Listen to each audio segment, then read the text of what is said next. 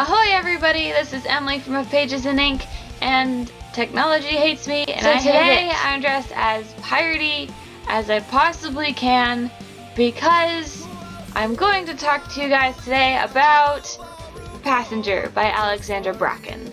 So this book was great, I really enjoyed it, but it was kind of slow on the get-go, and there was a few little things that I will talk about after my non-spoilery part. After my non-spoilery part, my spoilery part, that kind of bothered me. So I gave it a 4 out of 5 stars. But I really do love Alexandra Bracken's work, and I'm really excited for Wayfarer. So if you know nothing about Passenger, it is a book about time-traveling pirates on a treasure hunt. Pretty much. But to break it down a little more, it is about a girl named Etta Spencer, who starts off the story as a violinist getting ready for a performance on her way to her solo violinist debut. And during her performance, she starts to hear this weird, high-pitched, screaming kind of sound. And it turns out it's really a passage, a time-traveling passage, like, not the passage travels time, when you go through the passage, you travel through time, that she ends up getting pushed into by a girl named Sophia, and she wakes up in 1776 on a boat. So, as their journey progresses, they land and go and talk to this guy who's pretty much the lord of the time-traveling families. I want to say it's the Grand Master is what they call him. And his name is Cyrus Ironwood. And along the way, she realizes that her mother has been telling her half-truths her whole life. And it turns out that she's a part of one of the few time-traveling families. And Cyrus Ironwood sends her and a boy that she meets on the ship, a pirate, who is actually a part of this time-traveling family, but like down the line. His name is Nicholas Carter. And Etta and Nicholas are to travel through time in order to find this thing called an astrolabe, I believe that's how it's pronounced, which is this little disc that back in the day people had primarily used, I think, for astronomy and a few other things that I can't think of. But they're to find this disc because this specific disc is known to do things with the passages. I was gonna say the passages. And he wants it for power, basically. So they travel through time. They go to London during World War II, Cambodia back in I believe the 1600s, Paris, I want to say the 1880s, and Damascus, and I believe the 1500s. If I remember that correctly. I mean, it'll be in here, so if I'm wrong, just read the book. But it's a great story. The world building is beautiful, and it like blows your mind just how much research she had to put into the book for like vocabulary, costume, architecture, attitudes, just a whole ton of stuff that she had to research for the book, and it's just fantastic. I really enjoyed it.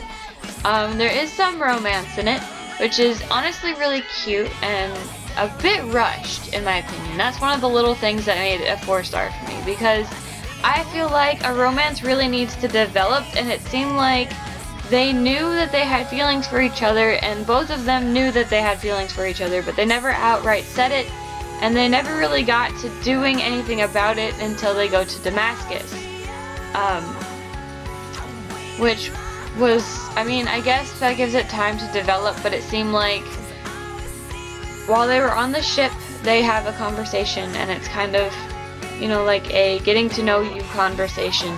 And then they talk a little more on the trip into Manhattan, where they meet Cyrus Ironwood, and then they end up traveling together. But it was like the first place they traveled to that night, it was like they had a special moment, and I'm like, okay, but they don't really know each other, you know, so what is this going off of, you know? So And that just bothered me. I hate it when when there's going to be an obvious romance, but there's nothing leading up to it, if that makes sense. I mean, I guess they had conversation, and they knew a little bit about each other, but it was like, Nicholas has this whole other, not world or person in his brain, but he holds a lot of it back. And I guess it's like, Etta can read him, and that's actually discussed in Damascus, but I don't know. It's not enough for me, but I still really enjoyed the story. Let's see, I talked about world building, I talked about characters, talked about the amount of research that went into it. I feel like there's more, but I can't think of it. So that ends the non-spoilery part. So if you haven't read Passenger, I don't want to spoil the story for you, so please leave now. Theater reference. Kinda. I don't think, unless you're actually in theater, you're kind of like, that could be anything, but, you know. Anyway, so I will see you guys in a little bit because I'm taping 3 videos today. This is the first, and I'm going to do a January wrap-up / February TBR, and then I'm going to do my Top 5 Wednesday, hopefully if the topic is something I could talk about, which I believe it is.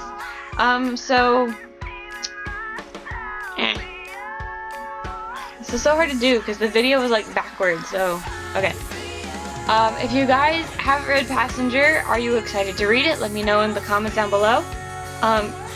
Excuse me, sorry. And those of you that have read it, please stick around for the not the spoilery part of my video. I'm not going to keep you too long because there's just, I think, 1 or 2 other things I want to talk about. Oh, real quick before anybody leaves. The story also talks about, and I remembered it now, the story also talks about feminism and racism, especially around Nicholas, who is half black, half white, and Etta, who is a woman in a time period where women have a little more power and control over their lives, back into a time where women really did not. And that is now all I have to say about the non-spoilery part. So I will see you guys next time, and I'm going to give you a second to leave, starting now. So I'm just going to stare at you. Okay, so the spoilery part. The ending of Passenger. What did you guys think? Because I really feel like once Etta disappeared into a smoke, like an explosion of dust, and he realizes it, and he kind of goes out and he sits outside of the tomb that they're in. I feel like that's where it should stop. Or maybe after Rose comes up and is like, "Where's Etta?" and he's like, "She's gone." Because that really leaves like cliffhanger. Like, what are they going to do now? Rose is here. Why is Rose here? And it would really make me more excited to read Wayfarer. I mean, I am excited to read it. It's just, it's not pressing, if that makes any sense. Like, I know what's going to happen at the beginning of Wayfarer. So it's not like what's going to happen next. It's like, I know what's going to happen. I just need to see how it falls together.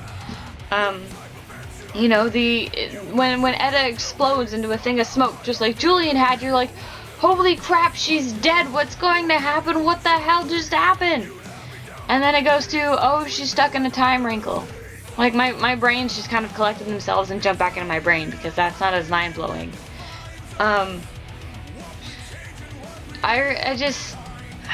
Alexandra Bracken has really good cliffhangers. Like, The Darkest Minds is a series of cliffhangers.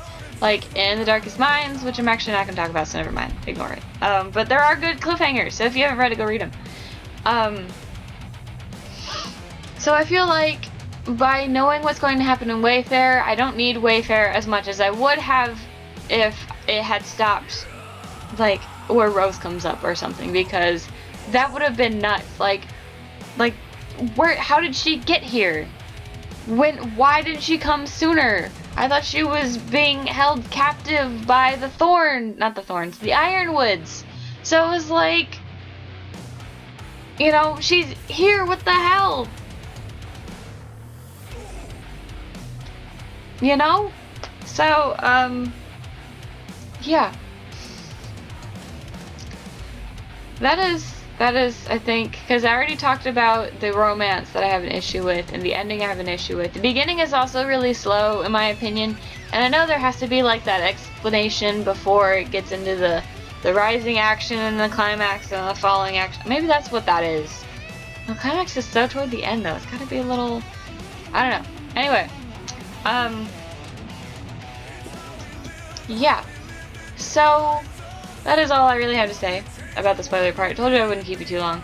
This is probably the shortest book talk I have because it's a little more organized in my brain, even though I did kind of forget to talk about the two issues that it covers a little bit. But yeah, so you already know about my 2 other videos that I'm doing today.